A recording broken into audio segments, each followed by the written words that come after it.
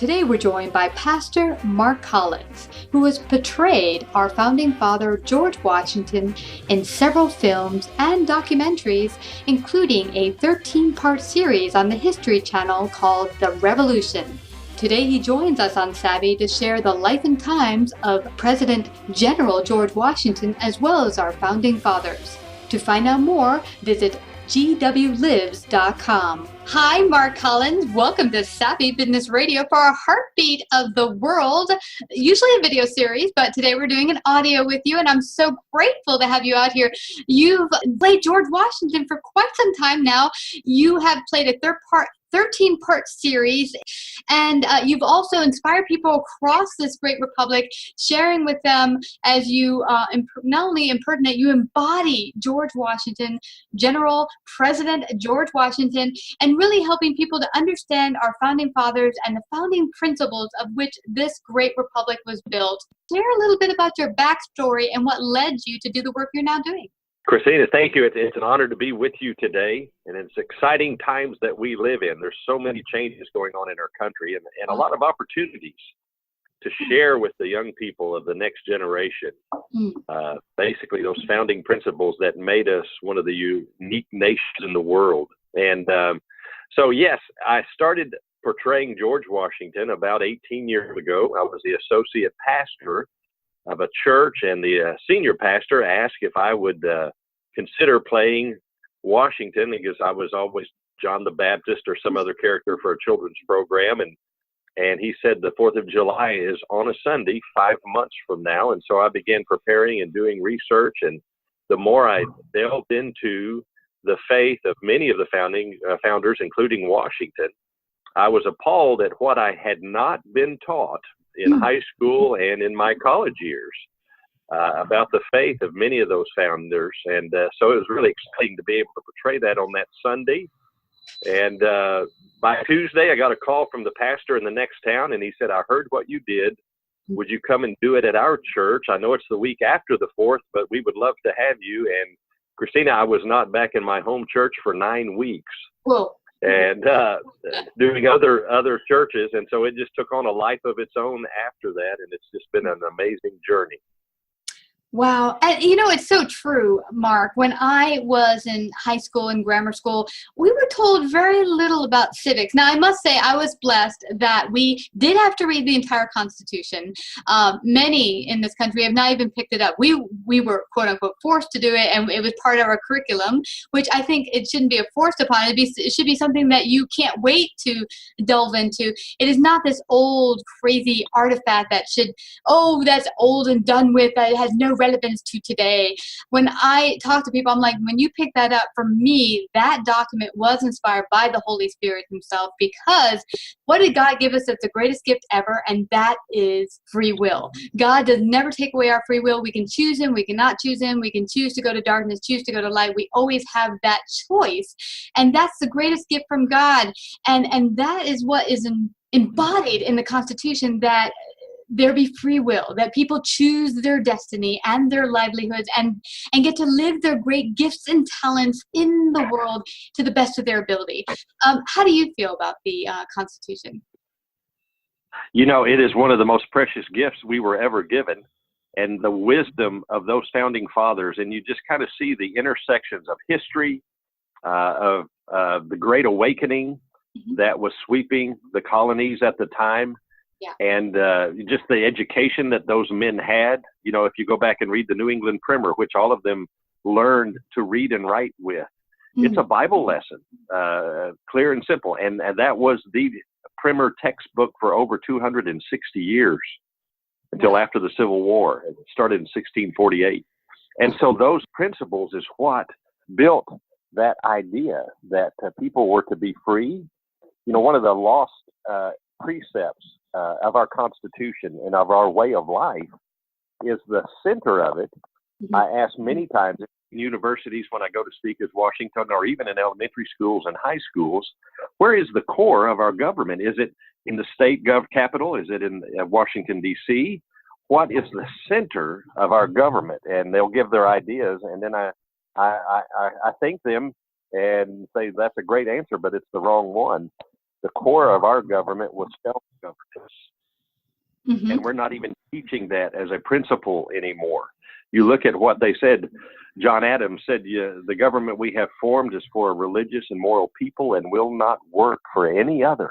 Mm. And you can't field enough soldiers and police to contend with the human spirit unbridled. Ooh. You know, and that's what we're seeing. If we would have listened to those words, we wouldn't have the largest penal system in the world. 85% of the attorneys in the world are in the United States. You know, it's just, we have lost that idea that self-governance creates an environment where you don't need external governance. And unfortunately, we're living that nightmare, and we're seeing it consume the freedoms that we have, unfortunately. Wow, this is intriguing, Mark, and quite scary. You're right. I mean, to have so much of the population imprisoned is not a good sign. And I think it's really that kind of showing us that we've left our core values. Because when I sit down with people and I talk to them about what they really feel in their heart matches the Constitution. It really, really does. But when we become overconsumed with this kind of sensationalistic idea of separation about little things like what bathroom should we choose? Do we have a million different types of sexes now and stuff like that? Those are irrelevant distractions that take away from the real, true core values in our hearts that us as people really have and that we've lost touch with. And something I mentioned this morning with wonderful Senator Elbert Guillory is we talked about the separation of church and state, which is really created to keep the government out of people's faith, because they did not want the government deciding how you should be able to practice and have the freedom to have your faith and live it out in the world. What is your take on all of this? You know, it is amazing as you look at what is the catalyst for all of this was the, you know, the wall of separation that Jefferson talked about in the Danbury Baptist letter that he wrote. And here was a bunch of Baptists concerned that they were going to make the Anglican Church the official church of the United States. And so they wrote this letter to their new president, the third president of the United States. And he assured them that the government would never dictate how you worship God. Now, it's interesting, and they've taken that and skewed that term, which is not even in the Constitution. Many people swear that it is, and it's not. They just took that one sentence out of context, out of Jefferson's letter. But if you consider Jefferson, when he was president, when he wrote that letter, Christina, did you know that he had a second job? The president of the United States was actually moonlighting. Can you believe that? No, I don't. What was he moonlighting as? He was the chairman of the school board for the Federalist City for Washington, D.C. It wasn't called that at that time. Wow. He was the chairman of the school board. And as chairman, he said, look, teachers, schools, you can use any books that you desire, but the number one and number two book that must be used in every classroom in the Federalist City is the Bible and the Watts hymnal. Now, can you imagine what the lawyers would do to that poor man, even though he was president of the United States? But as this chairman, they would have run him out on a rail for violating the separation of church and state, whom wrote the letter that they use out of context to arrive at their definition of that. And it's totally upside down.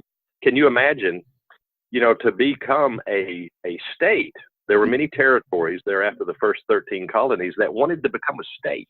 And so the Northwest Ordinance was what the founding document was. It said, look, if you want to become a state, here's the requirements. And it said you must promise to teach the children of your new state religion, morality, and academic and knowledge. I'm sorry, I forgot the third one, and knowledge. And it was in that order, and I don't think it's any coincidence that it was in that order. So can you imagine if the 50 states go back and quote, reapply for statehood? How many of our states, none of them would pass the Northwest Ordinance because we have violated that founding principle that you must teach the children of your state religion, morality, and knowledge. And so lost that. Wow. Mark, this is something for me because I live in New York City, and it's a very left ideology. Now, the left ideology is kind of like everything swings, everything goes. And I've said, when I sat down with people and I really talk about their core center values in the center of their heart, what makes them tick, what makes them beat, what is important to them, I find that when you go deeply, most people are in line with the Bible, even if they don't believe in God. But they've not really evaluated what those values are to realize that they are in line with your deep core values. Why? Because God created us and he created the Bible. So those core values are in the deep center of our hearts and our souls.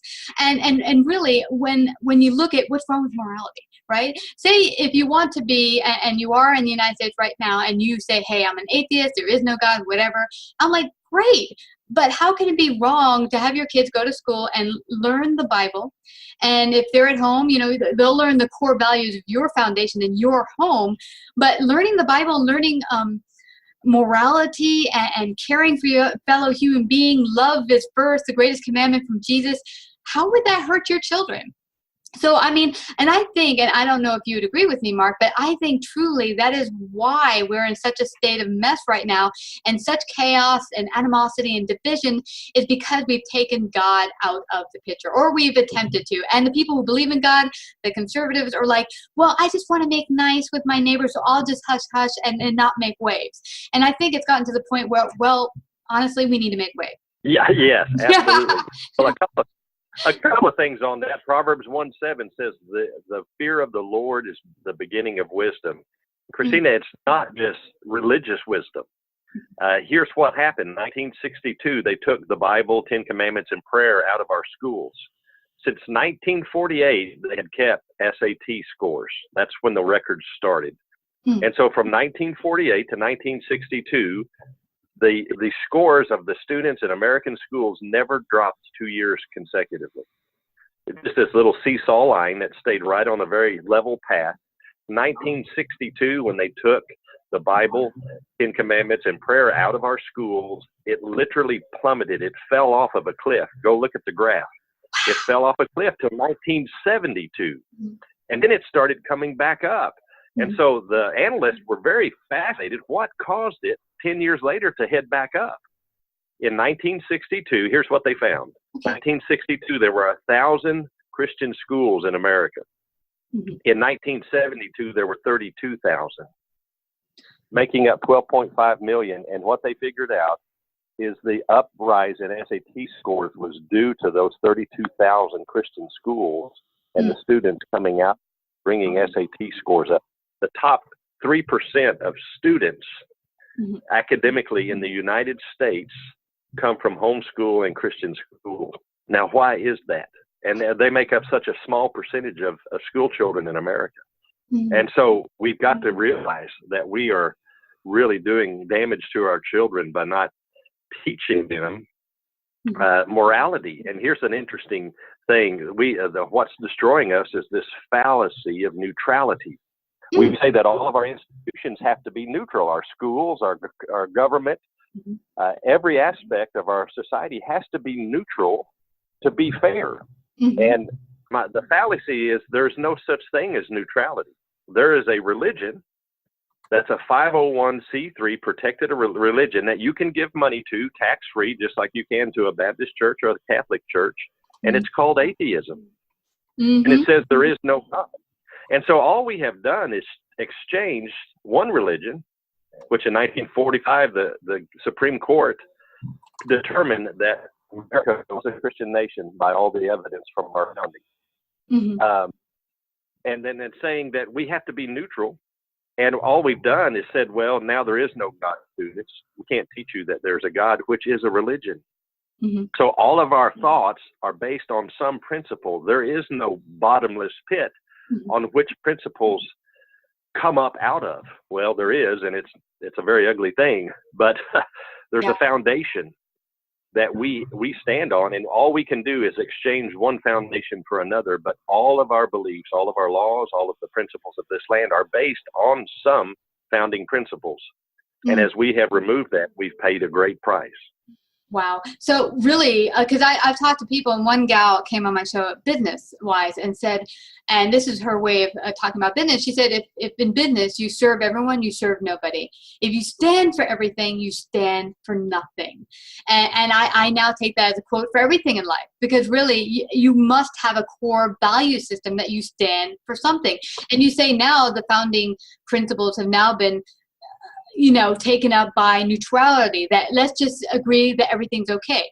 But the honest truth is, when I sit down with people individually, whether we have an honest conversation over coffee or in their kitchen, I find that that's not really truly how they feel in their heart. They're just staying quiet because it's the nice thing to do. I don't want to make waves. I don't want to get anyone upset. But look at how many people are upset now. Look what's going on in California universities and New York universities and in the street, this violence where no one's really listening to each other. And they think they're fighting for liberty, when in essence they're fighting for our very slavery. Yeah, amen. That's exactly right. It is incredible. It is truly incredible. And it was John Madalyn also that said, you will either be guided by the Bible or the bayonet. And what was he saying? What we started off with is that you will be governed internally by a set of moral principles, or we're going to have to force you to do the right thing. And we're becoming more and more the second aspect of that, being forced by the bayonet to do the right thing. Yeah. And really, who's the one telling us who's the right thing? Are the people who are really doing things for the right thing for all peoples and all beings and for the greatest good of all and liberty? Or is it really the greater good for some at the very top? And now let me just say this quickly, because we were talking a little bit about separation of church and state and removing the Bible and prayer from school. That was actually done by court proceedings by a woman named Madalyn Murray OHair. She fought to have the Bible taken out of all schools and to not have it read. And she was a stringent atheist. Interestingly enough, she came from a family that was quite Christian. Now, what happened at her core to make her so angry with God? Because if you really look at her background, she was not a happy person, full of anger. And really, when you look at that being the reason why the Bible was taken out, it wasn't done because she thought it was a greater good. It was like almost this personal vendetta against God. Yes, absolutely. And one of the amazing things, that son, who she fought to get the Bible expunged from his school and anything about God, later on was implicated in her murder, and they found her body stuffed in a barrel hidden in the hill country of Texas. Oh, wow. And so, yes, what we sow, we reap. Wow, that is really indeed true. Now, where do you see us heading? Because we have gone far from our core. How do we get back to our core values? How do people begin to realize that this fighting against, silly things like what bathrooms do we use, or should the state sanction our marriage? Another thing I say is, why do we even have state sanctioning any marriage? It should be between you and God. And hey, since when did state become part of it? I looked into a little background information and saw that the whole reason the marriage certificate came to be was a couple wanted to get married, and the state wanted to make sure that wasn't possible. So they made sure that the state could sanction marriage between two people. So it was really about keeping people, to a black and white couple, from getting married. So why do we even have that? And I think sometimes if more of the populace were to examine what we have being done by the government and realize, why is that being done? Could that be taken by us perhaps? Yeah, oh, absolutely. With the founding and with 98% of the America being Christian in its founding, and that was Jefferson's survey in 1798. 98% of the other parts were Jewish and Catholic. So they all believe, everyone believed in God, even the town drunk would take his hat off when he walked in front of the church, And Yeah. so they had this moral foundation, even if they weren't living it, and many of them didn't. But there was that foundation, and unfortunately, there's no absolute truth. That's what in trying to kill God through evolutionary theory and every other angle they can, there's no absolute truth. What is true for you is true for you, but what's true for me is true for me. And so with there being no baseline anymore, you get into I think I heard the other day, now there's 94 classifications of gender. Oh. It used to be boy and girl, and now we have 94 classes, so there is no absolute truth. So whatever's true for you, and we're going to pay a great price for that. Yeah. as we have rejected those founding principles. Yeah. So that's where I see it headed now. The good thing is people are looking for answers. Yes. They're tired of floundering around in a world, a sea of uncertainty, where there is no baseline. Even heard a congressman the other day said, you cannot legislate morality. Now let's think about what he said. Morality, if you define it, is what is right and what is wrong. So if murder is wrong, well, no, you're making a moral stance. So before long, then you can't even say that murder is wrong because you're making a moral legislative stance. And so where do you go with that? Morality is the only thing we can legislate. And we've lost those principles completely. Yeah, it's a really scary sense. And that, and you're right, people are seeking. I remember in my 20s, I had lost touch with prayer and home thinking, I would like to pray and talk to God like I used to when I was a kid. I used to sit back and just chat with Jesus like I was talking to a good friend. And I had stopped doing that. And I remember coming off the train going in New York City, thinking I would like to have a conversation with God again. And what did I see on this book stand right outside the train station was Conversations with God, written by Neil Donald Walsh. It was actually his writing out his conversation with God. He was angry at God, so angry about a bunch of stuff happened in his life, and he just started writing angrily on paper. And before you knew it, words were coming back on paper to his answers to his angry questions that he felt weren't him. It was just, he just kept writing, and he's like, oh, God's talking to me. And his bottom line after all that he went through was basically, God talks to everyone. Are you listening? Are you giving him a chance to talk to you and have a relationship with him? Incredible. I just went to a convention in Phoenix, and on the flight out there, I was able to lead a 65-year-old woman to Christ on a plane, and then coming back, a 55-year-old biomedical researcher who's looking for answers led him to Christ on the way back. So it's just it's been an incredible week. It really has. People are hungry. They're looking for answers. They are, and I feel the anger and kind of and hate and I get it's because you're uncertain inside. It's like when you're standing on sand, you're not standing on foundation. You feel uncertain, you feel unsure, you feel angry. All of these negative emotions come up, and you don't know what to do with them, and you feel like you need that center, and that's what God and Jesus can be to you if he isn't right now. And that doesn't mean, hey, we're trying to force you into being Christian or something. But hey, I had questions in my 20s. I wanted to get to know God better. Maybe for you, you're like, well, there is no God. Great. If there is no God, and I say to atheists all the time who are the most stringently angry that the idea of God shouldn't exist. And I say to them, well, if God does not exist, why are you wanting the idea of him to be eliminated? It shouldn't bother you if he doesn't exist, right? But what I say is, I think deep down in your heart of hearts, in your soul, a small voice is telling you that God does exist, and you're scared to go there. But it's okay. I think it starts with everyone starting to really seek on their own and in their heart and souls. Don't take all this kind of sensationalistic, crazy ideas of all this stuff that is just taking away from, distracting us from really being a united country and people. It's a very volatile world with this, unfortunately, this congressman, which we should keep in our prayers, that was shot because he was on one side of the fence or the other. There's and a lot of that is being inflamed in folks. That's just incredible. We've lost that baseline, and so it should not surprise us when we see these things happen. Here's something, Mark. I've talked to a lot of young people, old people, whatever, and I'll say to them, well, you know what? The Constitution's outdated. The Founding Fathers were not perfect. Some of them even say to me they had slaves. I don't know. I didn't research that part. But you know what? I say Christian, not Christian, Founding Fathers, we're all people. We make mistakes. I think when people say, hey, those ideals should be thrown out, the ideas of the Constitution, the ideals of Christianity should be thrown out because, hey, look, they sin, they do wrong stuff. And I'm like, well, of course they do. They're people just like you. Everyone sins. Everyone makes mistakes. The Founding Fathers, you, me, everyone. So to say that, hey, the Christians should be not paid attention to, the ideals of God and Christianity should be thrown out because they're not perfect people, well, that's kind of ludicrous because no one's perfect. I don't care what religion you choose. No one's perfect. What is your take on that?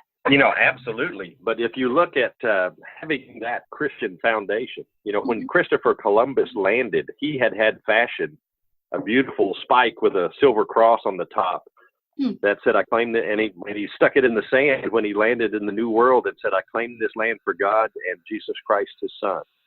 Wow. When William Bradford landed with the Pilgrims, half of them died, and the captain of the Mayflower said, look, it's the window of returning is closing. I've got to go back. It was winter. Half of the Pilgrims had died, including Bradford's wife. Mm-hmm. And he said, no. He said, we have come to bring the light of Jesus Christ to this dark land. And if we are but stepping stones for others to come, we will stay. So literally, if we have to literally lay our lives down in this soil so others can walk on our body, we are not leaving. And they did that to propagate the Son of God. And that was honored throughout our history. You see how we came up. And it's interesting, the Tocqueville, who says that he was agnostic, he didn't even believe in God. He's not a promoter of Christianity. He was sent over here to see how in the world, by 1813, this upstart country was already beginning to take over the economic world that had been established for 1,000 years. And he said the first of their political institutions that I observed was Christianity. Now think about that. The first of their political institutions was Christianity, and how the civil government and the church, instead of being in opposition to each other, worked together. Yeah. And so, here's an outside observer saying, so this is not fabricated by, the right-wing Christians that want to rewrite our history. It's truly part of our history. Yeah. And there's a book called The 5,000-Year Leap. Are you familiar with it? No, I'm not. I got to check it out. I apologize. I don't remember the author's name. I would mess it up if I attempted. But he said, you can measure the advancements in technology and science, and it's very incremental. It runs at a pretty consistent pace until the United States comes on the scene. And literally, technology took a 5,000-year leap in 150 years. Yes. And he explains his hypothesis toward that and shows it. And it's just, you really don't think about the things. We think about my grandmother, who lived to be 98, died 6 or 8 years ago. But she was born in 1906. And,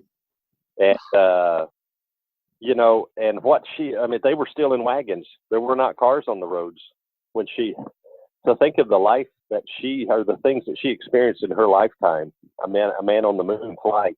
And so you don't really realize what an amazing thing took place. And then as you begin to ask why, I think Booker T. Washington, he was commissioned by the government to study what could be done with peanuts, because what they were finding out in the South is that cotton depleted the soil radically. And so people would plant cotton 2 or 3 years in a row, and their soil was done. It couldn't grow anything. And so they started teaching them to rotate into peanuts.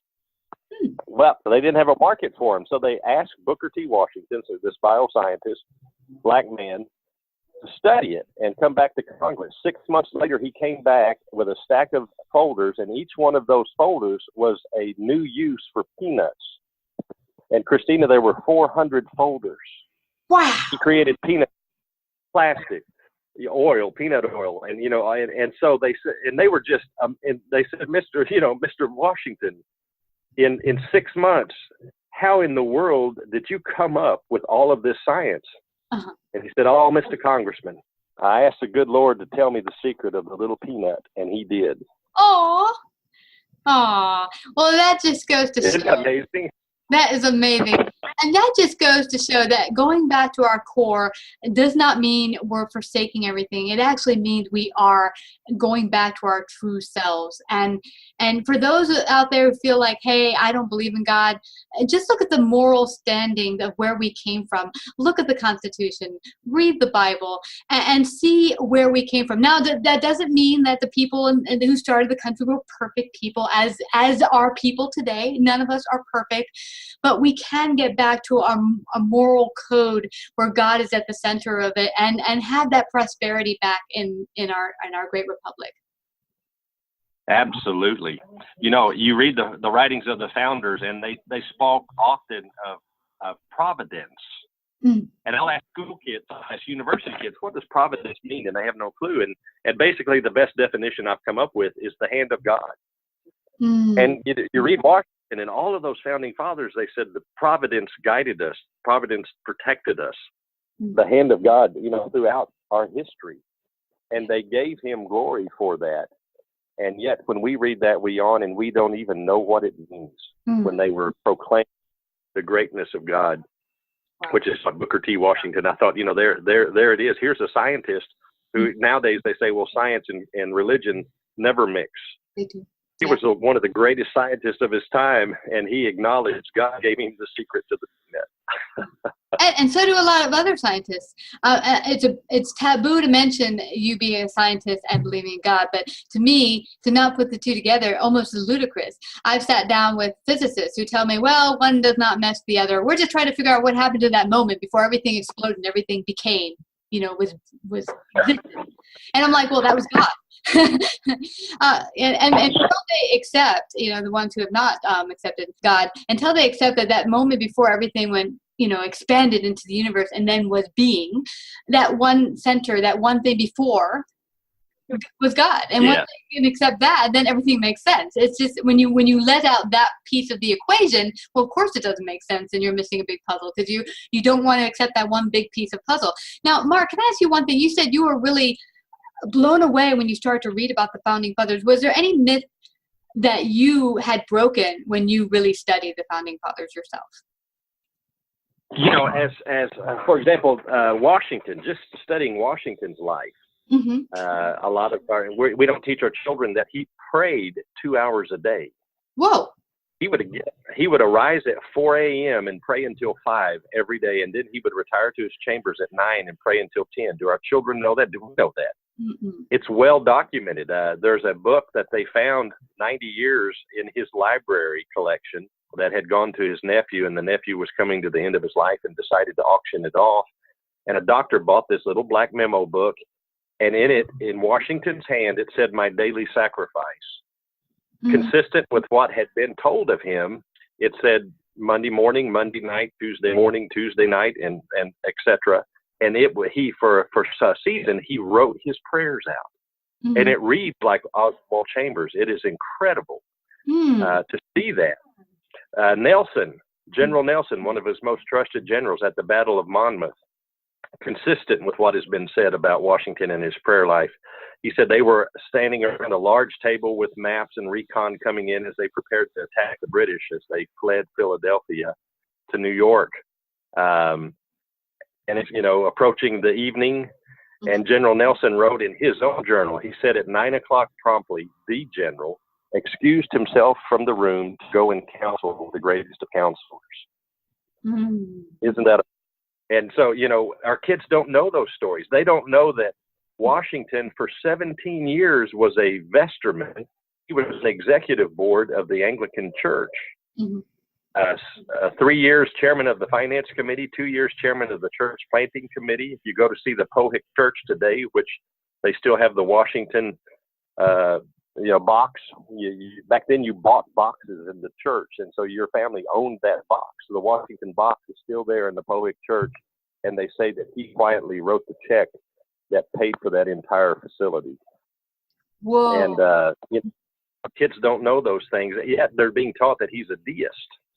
And of course, deism says there is a God, a higher power, but he's an impersonal God. He doesn't answer prayer. He didn't write the Bible. He's not interested in the everyday activities of our world.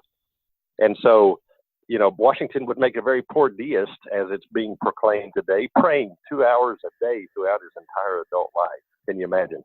Wow. It's just, it's very sad. And, and it goes on and on. John Adams, when he sent John Quincy Adams off at 14 to be the assistant ambassador to Russia, he sent him with a devotional book that he wrote himself for his son to keep up his biblical studies. Oh. And it's incredible. You can see it today. It's available, and it's an amazing study. This is the second president of the United States as theologian. Just pretty incredible, the insight that he wrote for his own son to keep up his biblical studies while he was out of the country. Wow. And on and on and on, Yeah. I knew none of that myself. Yes. Thank you for sharing that. And I'm hoping this will inspire everyone listening to deeply research and educate yourself on really the founding principles of our country, and realize that it really is not looking to one individual party, person, organization to fix your problems, that us coming together, but really coming together in thought and God, and bringing God to the center of our country so that we can really build it again in a strong foundation where there's not this division and strife between us as citizens. One of the things that's amazing, my grandmother that I mentioned earlier, when she was a young girl, to graduate from high school, she had to be able to quote from memory George Washington's farewell address in its entirety. Can you imagine? And then by the time I asked my father if that was, and he said no, but we had to read it. And read it audibly. They all had to stand up and read Washington's farewell address. Today, it's not even found in textbooks at all. And if you go back and read that document, it is a prophetic statement to America. Could I give you one example? Yes, go for it. You just mentioned it's not about parties. Go back and see what Washington, looking into the future, warned the people of America back when he said, it is a fatal tendency to put into place of the delegated will of the people, the will of a party. Often a small and artful and enterprising minority, they are likely in the course of time and change to become potent engines by which cunning, ambitious, and unprincipled men will be enabled to subvert the power of the people and usurp themselves the reins of government. That's exactly what is happening in our nation today, and that's what Washington warned us about. Yes. And another thing he said, there's two irremovable pillars that our government formed on: religion and morality. In vain would that man claim the attribute of a patriot who would work to subvert those two pillars. We've got a lot of non-patriots walking the halls of Washington and our state capitals today. Yes, we do. Yes. And we have, sadly, a lot of citizens that are not patriots, but they don't even know what it means to be a patriot. They think, well, sadly, and this is really sad, Mark, that they see patriotism as somehow tied with Nazi nationalism. Totally not what our founding fathers and our founding country is built on. And it really, really bothers me. But that which you mentioned is so important. Earlier today, we had a conversation with Senator Elbert Guillory, who is running under the Republican Party. Because sadly enough, if you are going to go into politics today, if you don't choose one of those two parties, you most likely will not be sitting on the floor. That does not mean that people are individual parties. And so what I say to people, and I say this every day, when you go to vote, don't look at the party, look at the person and their actions. Do they reflect your greater heart and soul? Do they reflect where you want to be? Amen. Awesome. Yeah. Oh, well, I want to thank you again, Mark. I don't want us to go. You have a wonderful ministry, Living History Ministry, that's in Yorktown, Texas, 401 East Main Street. Go on down there if you're near Texas and Yorkville and Yorktown and want to listen to your wonderful sermons, be part. You do preach there, right? I do. Oh, yeah, great. Yeah, awesome. And let everyone know where they can find out more about you, Mark, and more about what you've worked on, your 13-part series, and all of that. Yes, you can go to zwlives.com. That is my website. Church website is fbcyorktown.org. And we would love to see or hear from anybody that we could encourage. It's the greatest opportunity I have, Christine, as I get in about 40 or 50 schools a year and get to share the Constitution. And just the other day, I did a 5th grade class, and the teacher had the kids write me back. And one young man said, I never thank you for coming and showing me your sword. I never knew the Constitution was so important to me. And I just wanted to pump the air and say, yes, mission accomplished. Wow. When you go speak, can I ask you, Mark, do you come dressed fully as George Washington and everything? I do. Oh. I come as George. And in fact, a lot of times, if they have video equipment, we will show the crossing of the Delaware scene from the Revolution series that I made for the History Channel. And, so I'll walk out in the same clothes and cape as I cross the Delaware. It's kind of impactful for them to go from that exciting scene, then I walk out first person and began to share, and they stay engaged. And it's the uniform and the sword. You bring guns and swords, kids are going to listen. Wow. Can they get your 13-part series on your website or online somewhere? Yes. Yeah, they can order it from me or from the History Channel. And yes, it's still available.